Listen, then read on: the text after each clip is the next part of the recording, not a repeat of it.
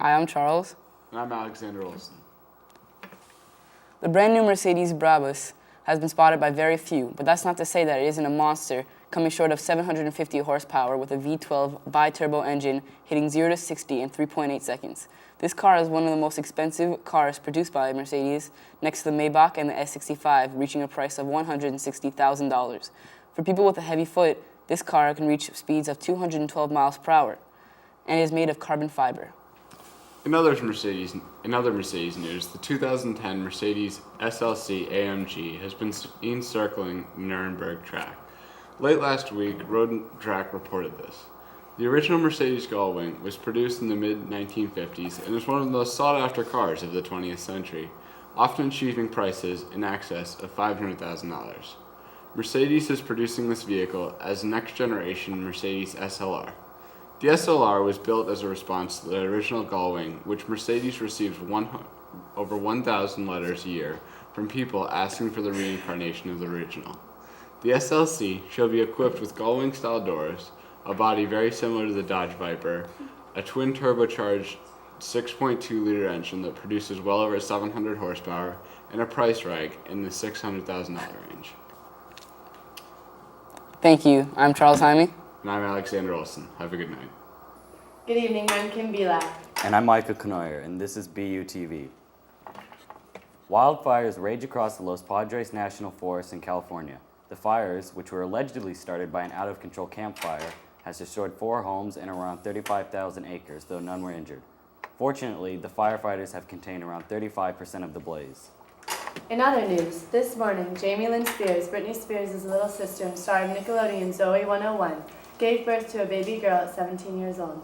Though Spears and father Casey Aldridge will marry in order to raise Maddie Brienne. Is this a good environment for a child? You decide. This was Kim and Michael reporting for BUTV. We'll see you tomorrow. Have a good night. Hi, I'm Rachel. And I'm Sarah. And we're here with the evening news. Currently in the news, a man from Oregon did the unthinkable when he recovered from an aggressive form of melanoma skin cancer. The 52-year-old man was given 1 year to live, but with a new experimental treatment, the man made a full recovery. The method used was immunotherapy. This treatment does not cause any symptoms, leaving it a much better alternative to chemotherapy. Although doctors are excited for its success, they are not ready to rejoice. This treatment has only helped one man.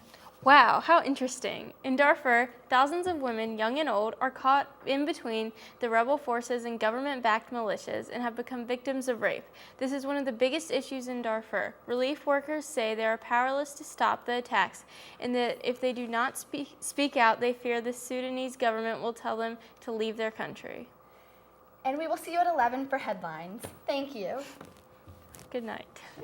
Welcome to BUTV News. I'm Shelby Teresi. And I'm Eliza Stein. As gas prices continue to increase exponentially, consumers with high-end cars begin to use lower-class gasoline, even though their manuals call for premium. Although rising gas prices begin to concern major SUV companies like Hummer and GMC as their market shares decrease and gas prices continue to rise exponentially. 17 girls at Gloucester High School are expecting babies in the next year. The young girls joined forces, saying they will take care of their babies together. The high school committee is worried for the girls becoming pregnant so young. Some of the babies' fathers are in their 20s. No word on any charge filed. I didn't write that. Thank you for listening to Evening News. Have a great night. Hi, welcome to the Evening News. I'm Carrie. Hi, I'm Victoria. A group of 17 girls from Gloucester High are pregnant, leaving 4 times more the number of pregnant girls than last year. The girls have made a pregnancy pact and promised to support and help each other, even planning their baby showers. One of the father's baby is a 24-year-old homeless man. The school committee is taking into consideration providing contraceptives to lower the number of pregnancies. At this time, all the girls have rejected to be interviewed. Just today, Sweden's parliament approved new legislation allowing authorities to spy on cross-border email and telephone use. They will now be scanning international calls, faxes, and emails. Opposition argues that the legislation threatens civil liberties. Like the Patriot Act, this legislation revokes the past requirements of a court order previously needed to begin such surveillance.